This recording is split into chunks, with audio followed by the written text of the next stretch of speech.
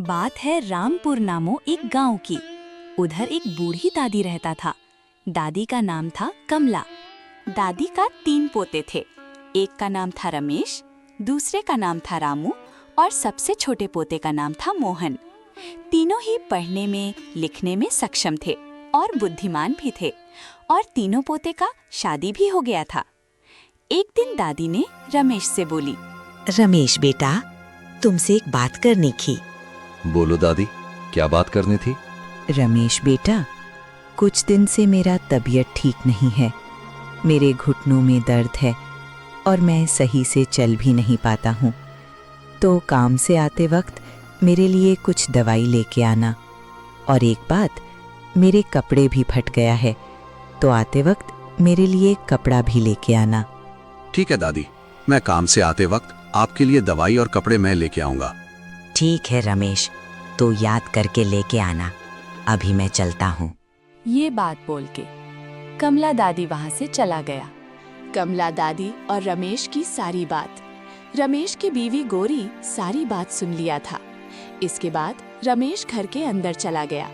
घर के अंदर जाते ही रमेश की बीवी गौरी ने गुस्से से बोली, तुम्हारे दादी ने क्या बोला तुमसे? दादी ने बोला उनका तबीयत ठीक नहीं है, उनके लिए दवाई और कपड़ा लाना है। तुम्हारी दादी ने क्या नाटक लगा रखा है? आज दवाई चाहिए, कल कपड़ा चाहिए। तुम्हारा और भी तो भाई है, उनसे भी तो मांग सकते हैं। क्योंकि मैं बड़ा भाई हूँ, इसीलिए दादी मुझसे मांगते हैं। सिर्फ बड़ा भाई बोलते रहते हो। ये बुरा इंसान किस काम आते हैं? शिव घर में खाते हैं और आज ये चाहिए कालो चाहिए, और किसी काम का तो है ही नहीं। मैं क्या बोलता हूँ, दादी को कोई अनाथ आश्रम में भेज दो। इसके बाद रमेश गुस्से से काम के लिए निकल गया।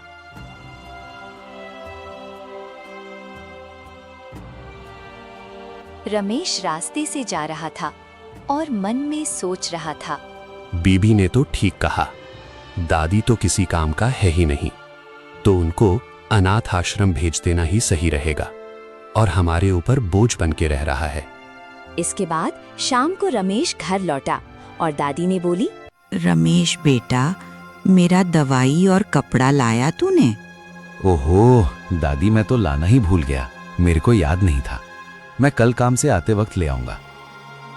इसके बाद कमला दादी घर से बाहर निकल गया।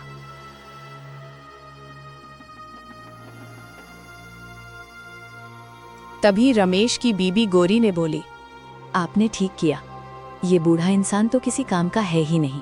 आपने जो किया सही किया, और कल भी उनके लिए दवाई और कपड़ा लाकर मत दो। घर के बाहर कमला दादी ने गौरी की सारी बात सुन लिया।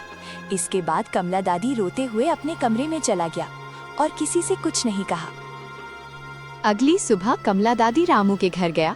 बाहर से आवाज लगाया, रामू बेटा, तू घर पर है? दादी, मैं घर पर हूँ। दादी, आप अंदर आ जाइए।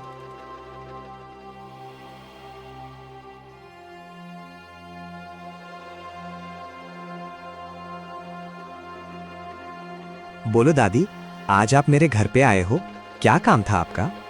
रामू बेटा, मेरा तबीयत ठीक नहीं है, तो मुझे कुछ दवाई चाहिए और मेरे पास पहनने के लिए कपड़ा भी नहीं है, तो मुझे कपड़ा भी चाहिए था।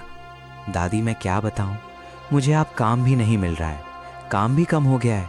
उसके वजह से बच्चों की स्कूल की फीस नहीं दे पा रहा हूं और ऊपर से घर का राशन भी लाना है। तो दादी, मेरे पास तो अभी पैसा नहीं है। दादी, आप रमेश भैया से मांग लो, रमेश भैया का काम भी अच्छा चल रहा है, मैं आपको अगले महीने दे पाऊंगा।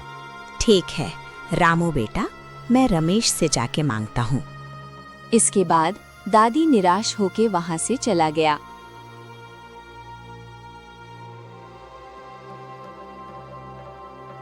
इसके बाद अगली सुबह मोहन और मोहन की पत्नी सीता दादी के पास आई।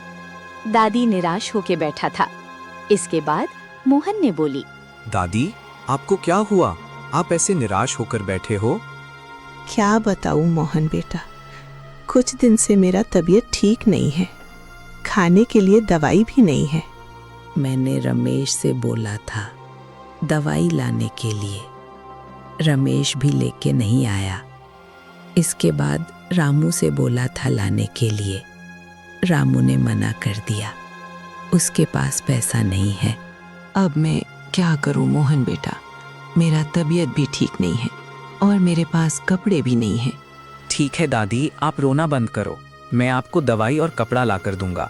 अभी से तुम मेरे साथ ही रहोगे, मेरे घर में रहोगे। इसके बाद दादी मोहन के साथ ही रहने लगा और मोहन ने दवाई और कपड़ा भी लाकर दिया और दादी की जिंदगी बहुत ही सुख में बीते रहा है।